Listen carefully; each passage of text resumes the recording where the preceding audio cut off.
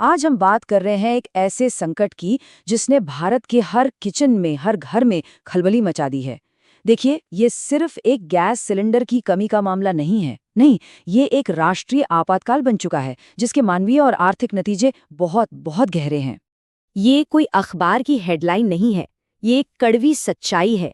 ये वो मानवीय कीमत है जो देश चुका रहा है। जब सिस्टम इस तरह से चरमरा जाता है ना, तो बात सिर्फ परेशानी की नहीं रहती, ये जिंदा रहने का सवाल बन जाता है। 13 मार्च 2026 पंजाब के बरनाला में 66 साल के भूषण कुमार मित्तल सिर्फ एक सिलेंडर के लिए घंटों लंबी लाइन में लगे हुए थे। और वहीं उस लाइन में इंतजार करते करते कार्डियक अरेस्ट से उनकी जान चली गई। यही इस संकट का असली मानवीय चेहरा है। और देखिए, भूषण कुमार जी की कहानी कोई अकेली कहानी नहीं है। ये तो एक बहुत बड़ी और डरावनी तस्वीर का बस एक छोटा सा हिस्सा है। आज पूरा देश, लाखों लोग इसी तरह की जद्दोजहद से गुजर रहे हैं। ये जो अफरा तफरी है ना, ये पूरे देश में फैली हुई है। दिल्ली हो, पुणे हो, लखनऊ हो, हर जगह लोग घंटों लंबी लंबी लाइनों में खड़े हैं। ऑनलाइन बुकिंग सिस्टम तो बस बैठ चुके हैं, क्रैश हो गए हैं। और हताशा का आलम यह है कि देहरादून जैसी जगहों से सिलेंडर से भरे ट्रक लूटने की खबरें आ रही हैं। और दुख की बात यह है कि इस संकट में और भी जाने जा रही हैं। 75 साल के मुख्तार अंसारी, उनकी भी मौत लाइन में इंतजार करते हुए ही हुई। और ये संकट सिर्फ घरों की रसोई तक ही नहीं रुका है, इसका हमारी अर्थव्यवस्था पर भी बहुत बुरा असर पड़ रहा है। सोचिए, बड़े शहरों में लगभग 30% रेस्टोरेंट बंद हो चुके हैं। फूड डिलीवरी ऑर्डर में सीधे सीधे 60% की गिरावट है। और हाँ, काला बाजारी वो तो अपने चरम पर है। सिलेंडर 6 गुना ज्यादा कीमत पर बिक रहे हैं। तो एक तरफ तो देश में ये अफरा तफरी मची हुई है, और दूसरी तरफ सरकार की कहानी कुछ और ही चल रही है। चलिए जरा इस फर्क को समझते हैं कि सरकारी बयानों और जमीन की हकीकत में कितना बड़ा अंतर है। 12 मार्च को पेट्रोलियम मंत्री ने साफ साफ कहा कि देखिए, कोई कमी नहीं है, घरेलू सप्लाई पूरी तरह से सुरक्षित है। ये सब तो बस पैनिक बाइंग की वजह से हो रहा है। यही बात प्रधानमंत्री ने भी दोहराई। लेकिन जो लोग सड़कों पर थे, जो हकीकत का सामना कर रहे थे, उनकी कहानी बिल्कुल अलग थी। चलिए, दोनों बातों को आमने सामने रखते हैं। सरकार का दावा, कोई कमी नहीं है। जमीनी हकीकत, घंटों लंबी लाइनें। सरकार कहती है सप्लाई सुरक्षित है। हकीकत, 600% की भारी कीमत पर कालाबाजारी हो रही है। सरकार कह रही है घबराए नहीं। हकीकत, लूट, विरोध प्रदर्शन और सिस्टम क्रैश। ये जो फर्क है ना, यही इस संकट की पूरी कहानी कहता है। तो सवाल सीधा सा है, अगर सच में कोई कमी नहीं है, अगर सब कुछ ठीक ठाक है, तो फिर सरकार ये सारे कदम क्यों उठा रही है? क्योंकि सरकार के जो काम है वो उनके शब्दों से बिल्कुल मेल नहीं खाते। देखिए, पहले तो घरेलू एलपीजी की कीमत बढ़ाई गई, फिर एक इमरजेंसी एलपीजी कंट्रोल ऑर्डर जारी किया गया, होटलों और रेस्टोरेंट की कमर्शियल सप्लाई को सीमित कर दिया गया, सिलेंडर बुकिंग के बीच का गैप भी 25 से 45 दिन कर दिया गया, और तो और जिनके पास पीएनजी कनेक्शन है उन्हें एलपीजी बुक करने से ही रोक दिया गया। ये सारे कदम सिर्फ एक ही तरफ इशारा करते हैं कि संकट बहुत गंभीर है। तो हमने अब तक संकट के असर को तो देख लिया, ये लंबी लाइनें, ये कालाबाजारी, लेकिन इसकी जड़ क्या है? ये सब शुरू कहाँ से हुआ?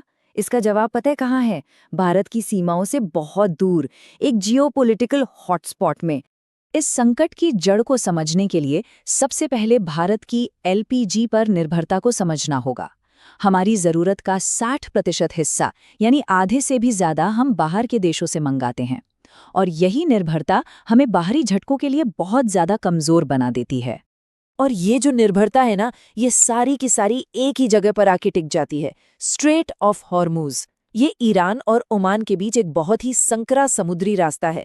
हमारे इंपोर्ट का 90%, मतलब भारत की कुल एलपीजी सप्लाई का लगभग आधा हिस्सा बस इसी एक रास्ते से होकर गुजरता है। सोचिए, बस एक रास्ता।